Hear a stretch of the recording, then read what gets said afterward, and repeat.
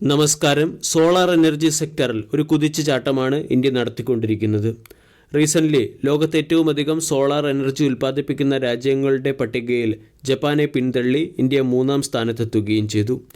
International renewable ഏജൻസിയുടെ report പ്രകാരം 1,80,494 gigawatt അവർ solar എനർജിയാണ് ഇന്ത്യ ഉൽപ്പാദിപ്പിക്കുന്നത്.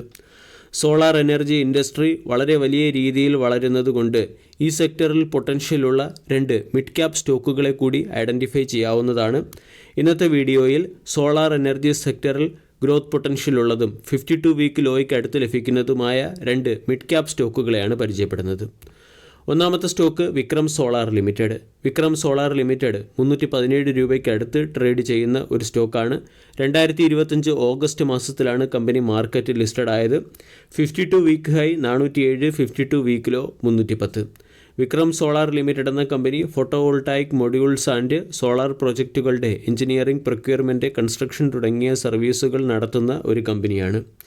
ഉയർന്ന ഡിമാൻഡ് കേറ്റർ ചെയ്യുന്നതിന് വേണ്ടി കമ്പനി അതിൻ്റെ മൊഡ്യൂൾ മാനുഫാക്ചറിംഗ് കപ്പാസിറ്റി 4.5 ജിഗാവാട്ടിൽ നിന്നും 17.5 ജിഗാവാട്ടിലേക്ക് ഉയർത്തുകയും ചെയ്തിട്ടുണ്ട്. കൂടാതെ 2027 ഫിനാൻഷ്യൽ ഇയറോടുകൂടി കപ്പാസിറ്റി 12 ജിഗാവാട്ടായി ഉയർത്തുക എന്നുള്ള ടാർഗറ്റും കമ്പനിക്ക് മുന്നിലുണ്ട്. റീസെൻ്റ്ലി മാർക്കറ്റ് ലിസ്റ്റഡ് ആയ കമ്പനി ആയതുകൊണ്ട് പാസ്റ്റ് ഫിനാൻഷ്യൽ പെർഫോമൻസിനെ കുറിച്ച് കൂടുതൽ ഡേറ്റയില്ല. എന്നാലും 2024-25 ഫിനാൻഷ്യൽ ഇയറിലെ കമ്പനിയുടെ ഫിനാൻഷ്യൽ ഡേറ്റ പരിശോധിച്ചാൽ ഒരു ഹെൽത്തി കമ്പനിയാണെന്ന് നമ്മൾക്ക് മനസ്സിലാക്കാൻ സാധിക്കും. കമ്പനിയുടെ റവന്യൂ 25,239 മില്യൺ രൂപയിൽ നിന്നും 34,595 മില്യൺ രൂപയായി ഇയർ ഓൺ ഇയറിൽ വർദ്ധിച്ചിട്ടുണ്ട്. പ്രോഫിറ്റ് മാർജിൻ 3% നിന്നും 4% ഉയരുകയും പ്രോഫിറ്റ് ആഫ്റ്റർ ടാക്സ് 797 മില്യൺ രൂപയിൽ നിന്നും 1,398 മില്യൺ രൂപയായി ഉയരുകയും ചെയ്തു. ഈ ക്വാർട്ടർ 2 സെഷനിലും കമ്പനിയുടെ റവന്യൂ ഇയർ ഓൺ ഇയറിൽ 93% വർദ്ധിച്ച് 11,099 മില്യൺ രൂപയായി ഉയർന്നിട്ടുണ്ട്. കമ്പനിയുടെ നെറ്റ് പ്രോഫിറ്റ് 1,285 മില്യൺ രൂപയായി ഉയരുകയും പ്രോഫിറ്റ് ആഫ്റ്റർ ടാക്സും പ്രോഫിറ്റ് മാർജിൻ 11.58% മെച്ചപ്പെടുകയും ചെയ്തു. കൂടാതെ കമ്പനിക്ക് തുടർച്ചയായി ഉയർന്ന ഓർഡറുകളും ലഭിച്ചു. 2025 സെപ്റ്റംബർ മാസത്തിൽ 200 മെഗാവാട്ട് ശേഷിയുള്ള high efficiency solar module supply ചെയ്യാൻ AB എനർജി എന്ന കമ്പനിയിൽ നിന്നും കമ്പനിക്കൊരു ഓർഡർ ലഭിച്ചിട്ടുണ്ട്. അതോടൊപ്പം തന്നെ 336 മെഗാവാട്ട് ശേഷിയുള്ള സോളാർ മൊഡ്യൂൾ മാനുഫാക്ചർ ചെയ്ത് സപ്ലൈ ചെയ്യുന്നതിന് L&T എന്ന കമ്പനിയുടെ സൈഡിൽ നിന്നും വിക്രം സോളാർ എന്ന കമ്പനിക്ക് ഓർഡർ ലഭിച്ചിട്ടുണ്ട്. ഈ ഫാക്റ്റുകളും സ്ട്രോങ് ഓർഡർ ബുക്കിൻ്റെയും പശ്ചാത്തലത്തിൽ സ്റ്റോക്കിനെ പരിഗണിക്കാവുന്നതാണ്. കൂടാതെ 52 വീക്ക് ലോയ്ക്ക് അടുത്തായിട്ടാണ് സ്റ്റോക്ക് ട്രേഡ് ചെയ്യുകയും ചെയ്യുന്നത്. അതേസമയം ഷോർട്ട് ടൈം പർപ്പസിൽ സ്റ്റോക്കിൽ പൊസിഷൻ എടുക്കുന്നവരും ഫ്രഷ് പൊസിഷൻ എടുക്കാൻ ആഗ്രഹിക്കുന്നവരും സ്റ്റോക്കിൽ ട്രെൻഡ് റിവേഴ്സൽ വന്നതിന് ശേഷം മാത്രം സ്റ്റോക്കിനെ പരിഗണിക്കുക. 350 മുകളിൽ സ്റ്റോക്ക് സസ്റ്റെയിൻ ചെയ്യുകയാണെങ്കിൽ അവിടെ നമ്മൾക്ക് സ്റ്റോക്കിൽ ബൈയിങ് ഓപ്പർച്യൂണിറ്റി പരിഗണിക്കാവുന്നതാണ്. രണ്ടാമത്തേത് ഇൻസുലേഷൻ എനർജി ലിമിറ്റഡ്. കഴിഞ്ഞ ദിവസം സ്റ്റോക്ക് 3% ഇടിഞ്ഞ് 52 വീക്ക് ലോയ്ക്ക് അടുത്ത് ട്രേഡ് ചെയ്യുന്ന ഒരു സ്റ്റോക്കാണ്. 168 രൂപ സ്റ്റോക്കിൻ്റെ വില. 52 week low 157, 52 week high 439. Insolation Energy Limited എന്ന കമ്പനിയും സോളാർ മൊഡ്യൂൾ മാനുഫാക്ചറിംഗ് സെക്ടറിൽ വളരെയധികം റാപ്പിഡ് ആയിട്ടുള്ള എക്സ്പാൻഷൻ നടത്തുന്ന ഒരു കമ്പനിയാണ്. കമ്പനി അതിൻ്റെ മൊഡ്യൂൾ മാനുഫാക്ചറിംഗ് കപ്പാസിറ്റി 5.5 ജിഗാവാട്ടായി ഉയർത്തുകയും ചെയ്തു. അതോടൊപ്പം തന്നെ കമ്പനി കൂടുതൽ മാനുഫാക്ചറിംഗ് പ്ലാന്റുകളും ഓപ്പൺ ചെയ്യുന്നുണ്ട്.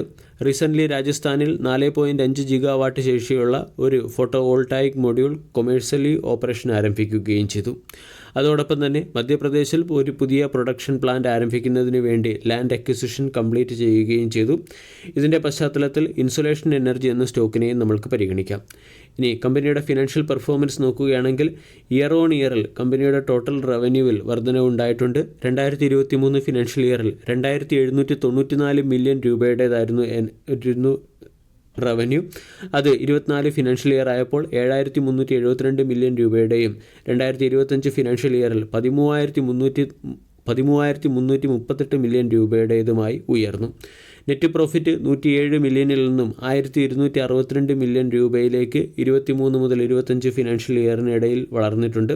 162% പ്രോഫിറ്റ് ഗ്രോത്തും 83% സെയിൽസ് ഗ്രോത്തുമാണ് കഴിഞ്ഞ 3 വർഷത്തിനിടയിൽ കമ്പനി കൈവരിച്ചിരിക്കുന്നത്.